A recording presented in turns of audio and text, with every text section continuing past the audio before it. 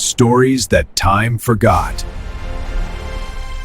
The crack of a tin can opening is an ordinary, almost insignificant sound today.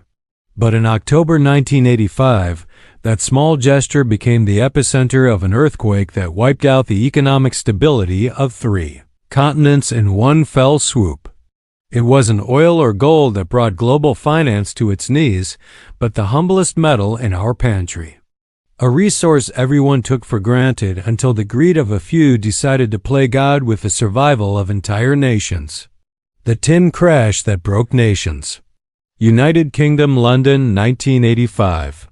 What you're about to witness isn't just a story about mining and futures contracts.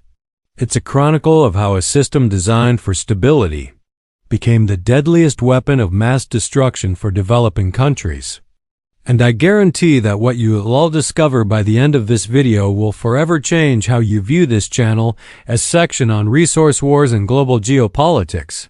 Close your eyes and try to feel the piercing cold of the mountains in Oruro, Bolivia. The air up there is thin, smelling of damp rock and the sweat of thousands of men who, with lungs ravaged by dust, extract the earth's essence. So the modern world can have electronic solder and safe packaging. For decades, these men and their families lived under the wing of an entity that promised order, the International Tin Council. This organization, headquartered in the financial heart of London, functioned like an economic thermostat, buying up surpluses so the price wouldn't drop and selling reserves so it wouldn't climb too high. It was a gentleman's agreement between 22 nations that seemed foolproof. However, behind the mahogany doors of the London Metal Exchange, the atmosphere was very different. Picture the floor traders in their silk shirts and rotary phones, watching as the world began to change without their ledgers ever catching on. The tech industry was starting to look for cheaper alternatives like aluminum or plastic polymers, and the demand for tin began to silently plummet. But the council, led by men who believed they were bigger than the market itself, decided they wouldn't let the price fall. They started buying massive amounts of ore that nobody wanted, using money they didn't have. As we've already discovered in other cases of deceptive engineering on Stories Time Forgot, the manipulation of reality always has a painful expiration date.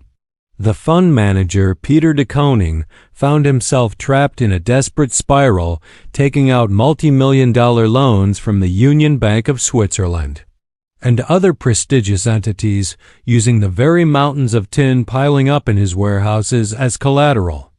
The first act of this tragedy ends with an artificially inflated market, held up by threads of debt that were about to snap, under the indifferent gaze of the major consuming powers. Have you ever stopped to think about what happens when a match referee decides to bet all the spectators' money on an impossible outcome?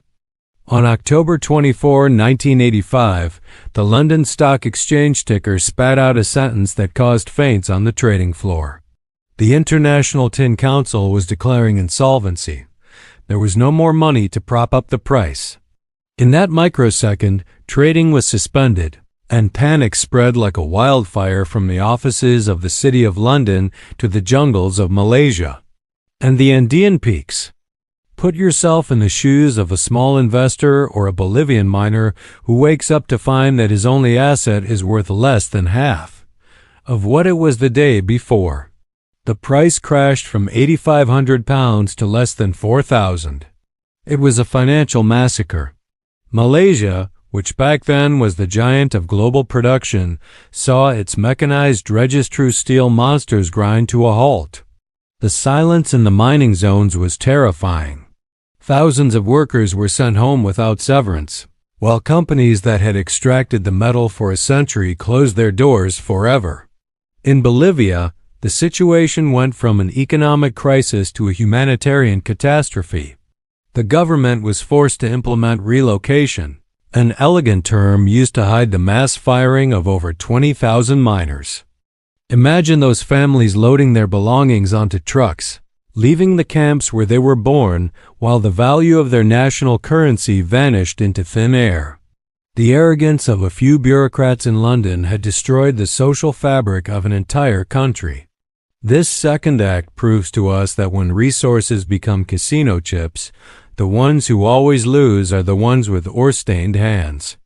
The legal battle that followed was an unprecedented display of cynicism. The countries that were part of the Council, including powerful European states, used diplomatic immunity to avoid paying debts to brokers and banks. It was the end of trust in international commodity agreements. Tin mines went from being sources of wealth to open scars on the map. The industry was radically transformed, and the bargaining power of third world countries was annihilated by the rules of a game they hadn't designed. Look back and see the trail of desolation. Although tin is once again a strategic metal for the energy transition and artificial intelligence circuits today, the scars of 1985 remain in the ghost towns of Bolivia and the exhausted basins of Southeast Asia. That collapse was the ultimate warning that absolute control over a resource is a dangerous fantasy. That, when it bursts, always does so over the most vulnerable.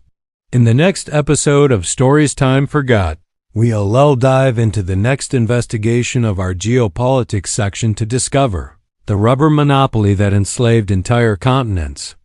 We'll analyze how a simple elastic substance was the excuse for one of the darkest and bloodiest chapters of colonial history, where corporate profit was paid for with human lives in the Congo and the Amazon. The tin bankruptcy leaves us facing a doubt that should keep us up at night in this age of extreme digitalization. If in the 20th century we were incapable of fairly and stably managing a physical metal we could see and touch, what guarantee do we have that the new structures controlling invisible resources, like data flow or processing power, aren't repeating the exact same pattern of arrogance and hidden debt that led us to disaster in 1985?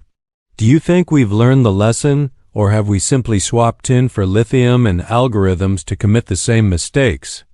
Leave your thoughts in the comments section because your analysis is the most powerful tool we have to understand the present.